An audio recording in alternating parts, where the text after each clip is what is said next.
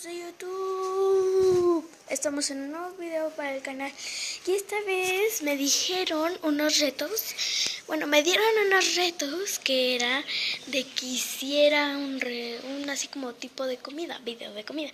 No lo voy a hacer porque va a ser como un medio tipo de tutorial. El tutorial se los voy a dejar en la descripción. Y hoy hice un slime, ¿sí? Hice un slime y me salió no tan horrible, pero sí me salió algo feo. Se los voy a enseñar, déjenle volteo. Ay, se escucha bien feo. La verdad no sé qué pensaba al hacer esto. Es que yo siempre soñé con tener un slime, así que yo lo hice. Aquí va.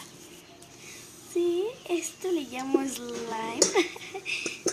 Me encanta, miren. Es de color morado.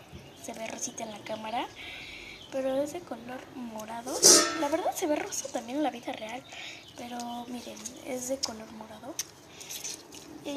Pues yo había hecho una tipo mezcla que era algo así, pero un poco más líquida. Y yo dije, ay, no manches, no me salió. Yo me enojé bien feo, empecé a hacer porquerías. Y ya cuando quería lavarme para intentar hacer otro, se hizo esto. Y me quedé asombrada. Este es otro nuevo secreto.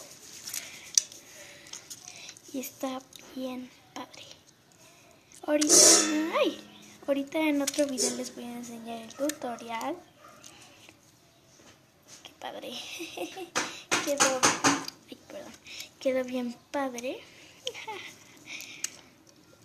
Bueno, solo miren esta. Ay, perdón. Miren esto. No, está genial. Bueno, no se pierdan el tutorial del video. Bye. No olviden suscribirse a mi canal. Si son nuevos, suscríbanse a Liz la Crack, Mia la Crack, Lol Roldán y Zomaxis. Chao. Un saludo para los 4. Bye.